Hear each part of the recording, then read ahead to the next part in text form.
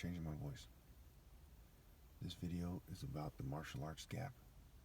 God ensured that it was retarded to not believe me, and that it's retarded to keep reproducing, and so on and so forth, by making people have certain characteristics.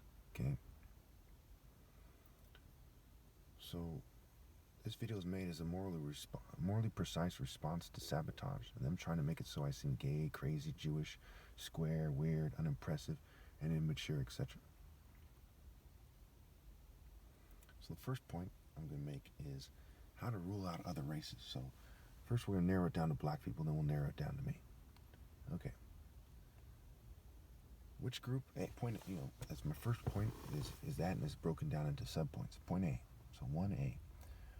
Which group was historically called Soul Brothers? Okay, so which group was historically called Soul Brothers? And why? In a sense, that already narrows it down to black people, because there was a significant spiritual gap between black people and other people, historically. Okay, in recent years, we've seen them change videos, change the Nipsey Hussle video. They changed the way people look. Martin Luther King, Muhammad Ali, you name it. They changed all the celebrities' looks and videos, made it so they look like some kind of liberal clowns or something. Made it so their faces look more Jewish looking, kind of liberal Jewish looking. All right. B. The die is cast as tech breeding and ill-gotten gains destroys all potential counter-arguments, and God would not forsake man by expecting them to believe their oppressor and his allies when technology has become so extreme.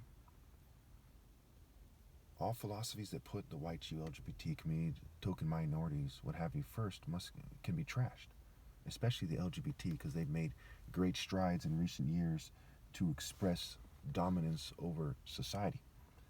So God would not expect you to believe them, or the white Jew and LGBT community, when there's this much technology, and technology's been taken off recently, and it's 2022. So imagine in 2052, they say, well, this guy's the top martial artist, and some white guy, right? You'd be a dumbass to believe him. Okay, we'll get to that. C. The history and prevalence of performance-enhancing drugs. They've done studies where, a ridiculous amount of college students were on performance-enhancing drugs, and other athletes. Okay, tons and tons of people historically use performance-enhancing drugs.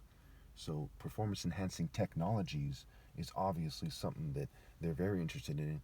And if we look at people carefully in YouTube, we've seen that black people have been sabotaged, and we see a lot of whites and Jews, have been coming out as more physically fit than ever, and it's obviously due to technology. And if they're doing that already, imagine 10 years from now, 20 years from now, you get the idea. Okay, D. In the last 40 years, blacks made up only about 13% of the population and dominated certain sports in a way that screams that they have a superior spectrum of hand-to-hand combat skills, historically. Okay. Point number 2. Nigerians are blacker than black. They are blue-black, so to speak. So of black people, who is the most, intelligent, physically gifted, what have you? It's Nigerians are called blacker than black, blue-black. So if black people are soul brothers, Nigerians are super soul brothers. That's the argument being made here. Okay. A. Types of Nigerians. Okay, to give you some kind of points of references. There's the modern liberal gay washes, which is part of why God wouldn't expect you to believe your oppressor, because they sabotage Nigerians so much. First and foremost, I'd say liberal gay washes Emeka Okafor, and Izzy Adesanya. Okay, so you have an Igbo basketball player, I believe that's his name. I was in a rush when I made that part. I didn't want to look it up, and they make it hard for me to look it up. I'm pretty sure that's his name. And the other guy, Izzy Adesanya, the MMA fighter. And there's some other guys out there, but in MMA, but these are kind of points of references, right? They're kind of happy-go-lucky, kind of, occult-faced, So Emeka Okafor is happy-go-lucky, and Izzy Adesanya is cult-faced, kind of silly. Okay, that's not like the tough Nigerians of old, like the guy from the TV show Oz. I'm sure they remixed it by now, but he's a more serious guy. Debo from Friday is of Nigerian descent. Okay, the short and skinny, goofy, cult-looking guys, the pretty boy African tribal prince-looking guys, the bigger, fatter, strong-looking guys. And there's, Olympic athletes types, and the more serious, Michael Jordan of old, right, but more serious, that kind of body shape, okay, and Horace looking. So he's a Michael Jordan shaped Horus looking guy. So there really is no point of reference for what Horus looked like, the Horus face, because part of the religion of the state is to cover up the Horus face. It's a long story why that is. The American flag, for example, the red stands for evil, the white stands for peace for the evil in that context, and the dark blue stands for you hardly see what's going on, so that the stars, the occult, satanic kind of pedophile line stars can shine. You know, the Walk of the Stars, Hollywood stars, the famous people that they label stars. That's what that flag symbolizes, the state of mind. Okay. All right, so point B. African American boxers like Sugar Ray Robinson, Muhammad Ali, Mike Tyson, Floyd Mayweather, Hurricane Carter, basically, they're all Nigerian descent, mixed Nigerian descent. Okay. Point 3. The Bible, Nimrod, Genesis 10, right? Ham begot Cush, Cush begot Nimrod. Nimrod was the mightiest warrior on the earth, a mighty hunter before the Lord, a mighty warrior on earth. Different translations, but that's what they're getting at. Okay. Point number 4. We see the signs of white Jews and LGBT people acting suspiciously in sports and not taking it seriously. They strongly suggest that they are up to something and plan a sort of propaganda circus event that they will pretend is serious.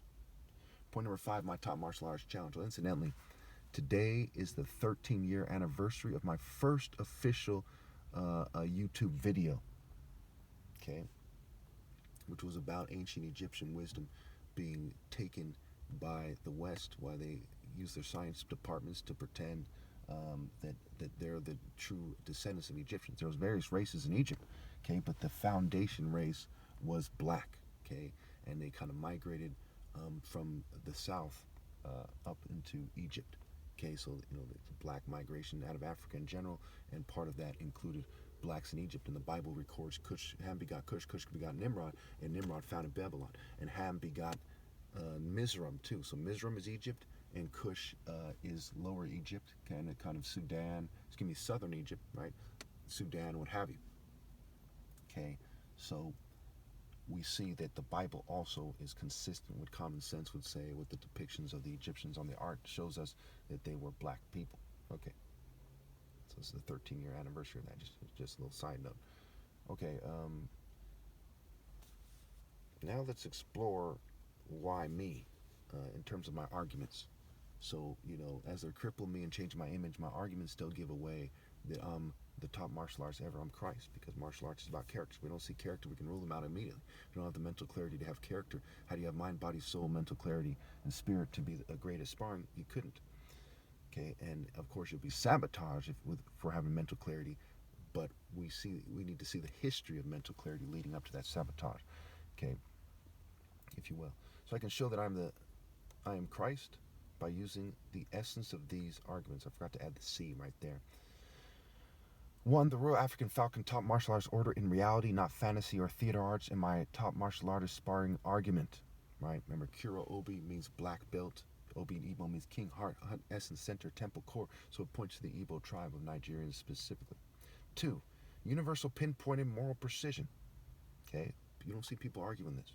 3. Focus, moral intensity. You don't see people arguing this. 4. The argument of reality. You see people disassociating and keeping quiet. Why would you keep quiet when there's mind control technology out there to the extreme, and it's just getting more and more every day? Okay, some martial artist in a rural area somewhere, some monk, doesn't have some master plan to outmaneuver mind control. They're just not actually martial artists. They're just trying to survive and using theater arts and propaganda and psychology. Okay. 5. Characteristics and not propaganda, right? I argue characteristics of people and not propaganda. 6. Monotheism, not agnosticism, atheism, polytheism, or any shallow version of monotheism. Okay, so I argue that there's one God, and that the top martial artist of all time is Christ come back. Okay, and that's profound, right? Proof. Profound. Okay. 7. Making it clear that no nation, so there shouldn't be the word not, so it should just say, making it clear that no nation, religion, or movement is right with God. Okay, that sets me apart. You know, very few people do that. It's one of the, once you combine it with everything else, you get it. 8. My no viable counter arguments. I bring it up again. If you have a viable counter argument, state it. They don't. I've made thousands of videos. This is the 13-year anniversary of my first video. Not a single viable counter argument for me being the top martial artist. Nothing. Not a single viable counter argument for Black Egypt, for psychiatry is a fraud. All my key points are proven a million times over. Okay? Now, the key viable counterargument for females, attractive females having bad judgment, for eugenics still going on, for there being corporate partnerships that propound racism and so on and so forth. Okay, I have a lot of key points, but let's just keep going.